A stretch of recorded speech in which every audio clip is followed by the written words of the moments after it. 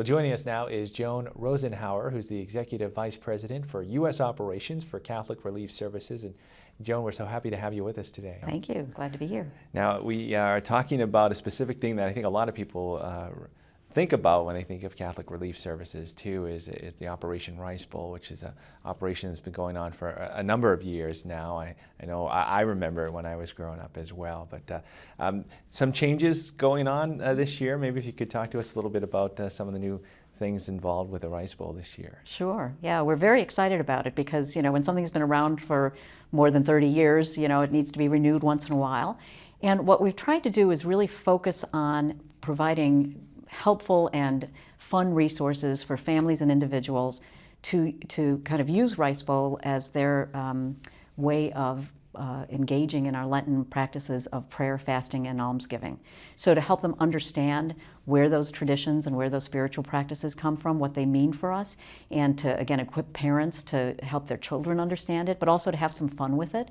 We've got, great recipes from countries around the world that families can do together, and kind of a placemat kids can use, and a week-by-week guide with prayers and information stories from people who benefit from the Rice Bowl funds. So just really good resources for families and individuals to use to deepen their Lenten spiritual experience. And the results of the Operation Rice Bowl, they go to specific places or just in general all places that CRS serves? Yeah, every year we identify 5 countries in particular, and over time there are lots of countries that are part of the Rice Bowl program and benefiting, focusing on hunger. And for the coming year, the countries are Burkina Faso, Lesotho, Pakistan, the Dominican Republic, East Timor. I think I got them all. Yeah. So and we'll be this year. One of the new things is that people can register their Rice Bowl, and then they'll get not too many emails, but through the course of the year, just a handful of emails, maybe 4 emails or something like that, that will show them some of the people who are benefiting from the Rice Bowl funds in those countries. So they'll get a sense of how their support made a difference for people in their lives. That's great. And I know Bishop Kikanis presented some seeds, I believe. Maybe if you could talk about these as well. Sure. They're one of the kind of fun things we've developed that we're using in certain settings this time, but the envelope can actually be torn up and planted, and and basil will grow from that, and then there's a little cross inside that has flower seeds and a little reminder about Rice Bowl. So we're hoping that all the bishops will go back and will find in their offices little flower pots with either basil or the flowers growing. And you had a great event just the other day, too, where some of the bishops were involved in putting some of these packages together. Maybe if you could talk about that as well. Sure. It's something called Helping Hands. It's a new program that we're offering to parishes and schools and youth groups and diocesan events and things. And what happens is people get together and everything is set up. It's very turnkey for them. And we pack bags of fortified rice and some other nutrients and dried vegetables, and they're sealed, and they're eventually shipped to Burkina Faso, where they are used in orphanages that we support there and other programs that we support there.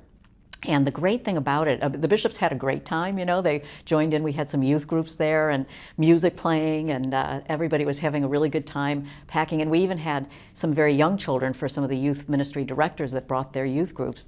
Very young children, they were having a great time. They'd make sure they got their little spoonful of dried vegetables in each packet.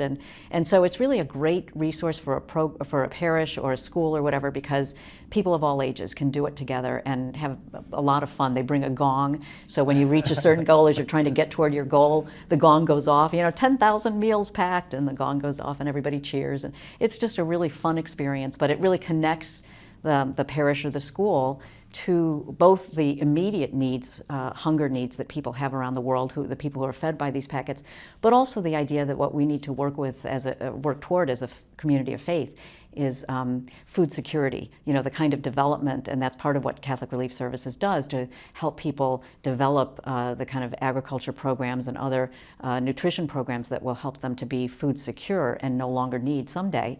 Hopefully they will no longer need this kind of food. So the preparation for the Rice Bowl, we're talking about this early on, but talk about that. When does things start to implement, and it's almost like it's a long process, it seems like, with all the planning. Well, it definitely is for us. Yeah, yeah. But right now, the leader resources are on our website at crsricebowl.org, and soon that will transition to be really the leader resources will still be accessible, but the focus will be individuals and families, and they'll find all the kinds of resources and little games for children and things like that a family can do together to really, again, engage in the Lenten spiritual experience and help people who are in desperate need overseas. I have a colleague who often tells the story. He actually benefited from some of the work that CRS does when he was young, but talks about what it was like for a child to be starving.